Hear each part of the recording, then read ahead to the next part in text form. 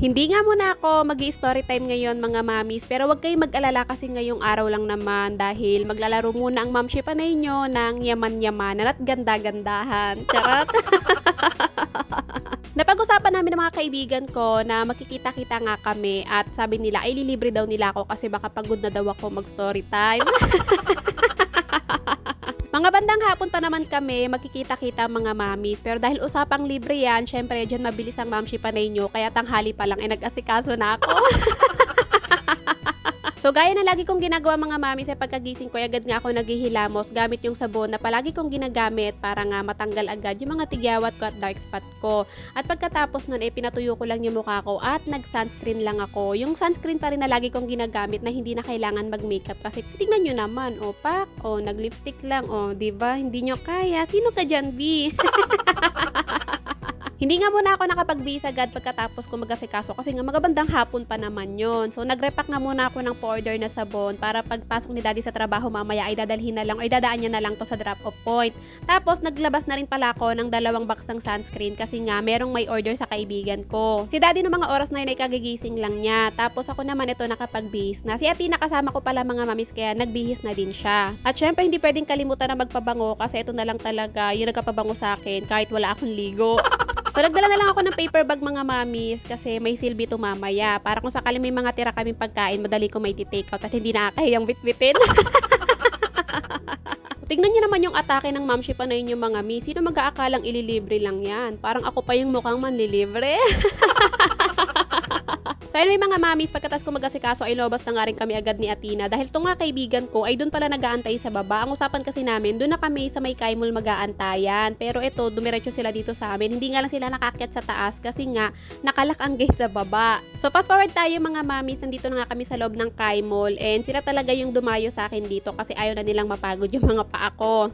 Tapos ito, nakapag-order na kami agad. Alam niyo mga miss kung bakit palagi kami dito sa Kai Mall? Kasi yung mga pagkain dito talagang abot kaya tapos hindi tinipid na talagang masasarap. Bali, umorder nga lang kami ng lumpiang Shanghai, fish fillet, tapos fried rice. Ay, umorder kami ng sisig. Yung sisig mga mamis kaya madami yan kasi buy one take one. Tapos magkano lang yan. So nagsabi naman ako sa kanila mga mamis na ako nang bahalang mag-order ng mga gusto kong pagkain. Basta sila nang bahala sa bayad. So, story time tayo mga mamis. Itong mga kaibigan ko na to ay matagal ko ng mga kaibigan yan. Bali mga kapitbahay ko yan dun sa lugar ng mama ko kung saan ako lumaki. Actually mga mamis, kulang talaga kami. 7 talaga kami. Kaso yung isa na maalam na, yun yung pinakagwapo sa aming magkakaibigan. Ako naman yung pinakamaganda. Ay! Yung isa naman mga mamis, nagpapayaman sa ibang bansa. Pero kakambal niya tong isa dito, yung nasa gilid ni Atina, si Maggie, yung naka long sleeve. Tapos yung isa naman ay pinsan neto ng katapat ko, si Hyper to mga mamis. Hyper ang pangalan niya. Baliwalo pala kami mga mamis, hindi pala 7. Meron pang isa, yung isa naman doon nasa probinsya nakatira. Yung nasa probinsya na yun mga mamis, yun talaga yung pinakamatino sa aming lahat. Talagang natutulang yung lumabas ng dahil sa amin.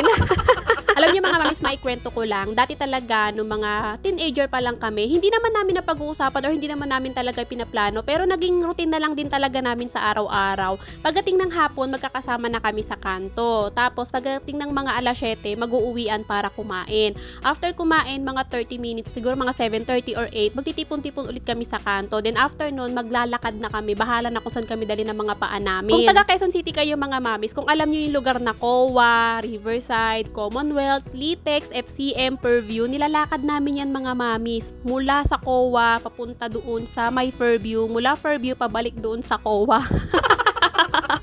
Pero mga taga Riverside kami mga mamis and ganun talaga yung trip namin. Halos gabi-gabi namin yung ginagawa. Tapos kahit piso wala kaming mga baon. Pag uwi doon lang kami makakainom ng tubig. Tapos ayun, naabutin na kami ng hanggang umaga or madaling araw doon sa labas sa kanto namin nakatambay.